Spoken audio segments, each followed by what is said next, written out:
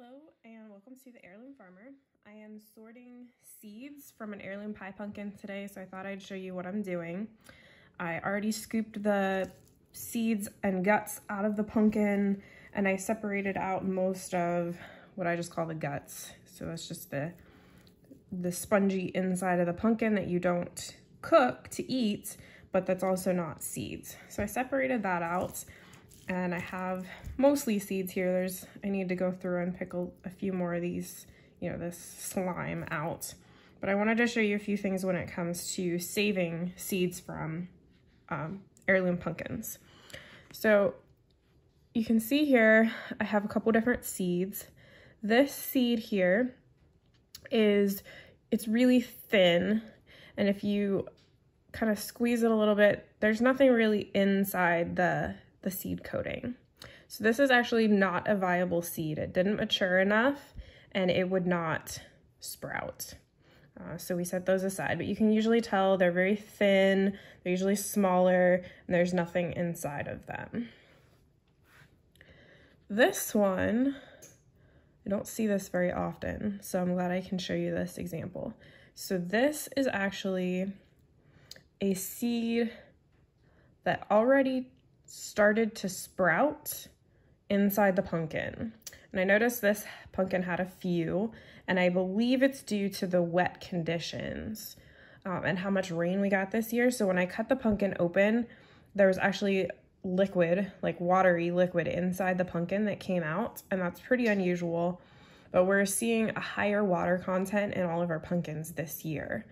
So that means a couple things that can impact the flavor of the pumpkin. You might need to cook it down a little bit longer, but it's also causing some of these seeds to already germinate inside the pumpkin, which is pretty crazy. If this were outside in the ground, these pieces here, those would be your cotyledons or your leaves that would start to germinate and poke through. But we can't keep this, so we would pick those out and set them aside. I've also noticed there's a few in here. There's another one that is starting to germinate, so we'd have to set that aside. There are some in here that they have swelled up really big, and they're probably about to germinate. So those may not keep, but I'm not gonna throw them out yet. I'm gonna let them sit out and dry and see what happens to those. But this is an example of what you want to save. So it's a nice seed, nice size. It is, it has some size to it. You can tell there's something in there when you squeeze it. It's hard. There's something in there. So that's a viable seed, and that's what we would want to save. And then I would just set these on a towel to dry. And then once they're dry, I can put them into a jar or an envelope for storage. So if you're gonna save seeds, that's kind of what you wanna look for. You wanna get, a lot of this slime out and separated. Check your seeds for viability. You can let them dry and then, go through and check. And I will do that as well, but kind of as I'm going through anyway, I'll pull out any, this one's not viable, and I'll set that aside. But then once they're dry, I'll look through again and pick out any that don't seem to be viable.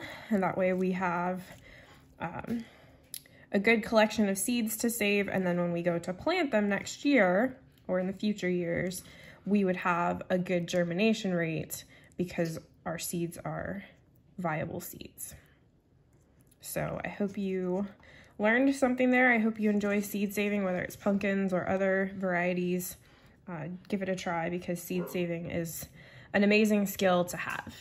Thank you, and God bless.